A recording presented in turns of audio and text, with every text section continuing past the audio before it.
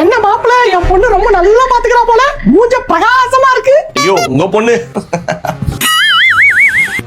ரொம்ப நல்லா பாத்துக்கிறா. என் பொண்ணுக்கு நம்ம வீட்டுல இருந்த போது பாத்திரமே கழுவ தெரியாது. ஆனா அங்க போயிட்டு சும்மா கழுவு கழுவு கழுவு கழுவி தள்ளுறானாவே. டெய்லி காலைல சொல்லுவா எனக்கு.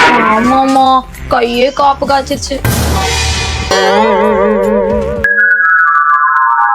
ஏண்டி உன்னை கட்டின்னு வந்த பாவத்துக்கு எல்லா கருமத்தையும் செஞ்சுன்னு இருக்கேன். ஒரு மனுஷன் ஒரு நாள் பாத்திரம் கழுவலாம், 2 நாள் பாத்திரம் கழுவலாம்.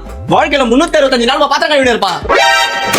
என்ன நல்லா பண்ண போறனால ஜெய் ஜெய். மாப்பிள்ள, வாஷிங் மிஷின் டாப் லோட போதுமா இல்ல ஃப்ரண்ட் லோட் வாங்கி தரட்டுமா மாப்பிள்ள? பாவம் கஷ்டப்படுவாங்க துவைக்கிறதுக்கு. Front லோடா top லோடா? கேக்குறாங்களே, சொல்லு. டாப் லோட் வேணுமா ஃப்ரண்ட் லோட் வேணுமான்னு அலசி கிழிச்சிருவல.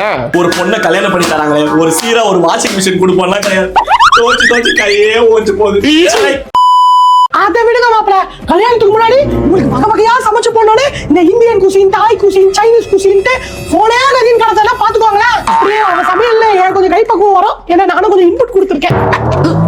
எனக்காக தாய் குசின். ஆமாங்க, தாய் குசின். உங்க பொண்ணு ரொம்ப கிரேட் அத்தை.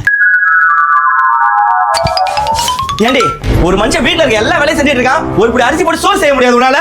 ஆமா, போன்ல தான் பாத்துட்டு இருக்கேன். போன்ல பாத்து என்ன பாக்குற? சுகியா ஜொமேட்டோன்னு பாத்துட்டு இருக்கேன். வீடு தேடி சாப்பாடே வந்துற போது அப்புறத்துக்கு சமைக்கணும். விளங்கிடும் முடி, குடும்பம் விளங்கிடும். சரி அத்தை, மாமா எங்க? மாமாவா? மாமா மேலதான் மாப்பிள்ள எக்ஸசைஸ் பண்ணிட்டு இருப்பாரு. போங்க. மேல எக்ஸசைஸ் பண்றாரா?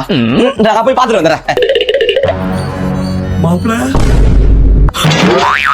உங்க நிலைமையா தானா? ஊர்ல இருக்க எல்லா புருஷனோட நிலைமையா இதான் மாப்பிள்ள. கை பிடிங்க, காய போடும்.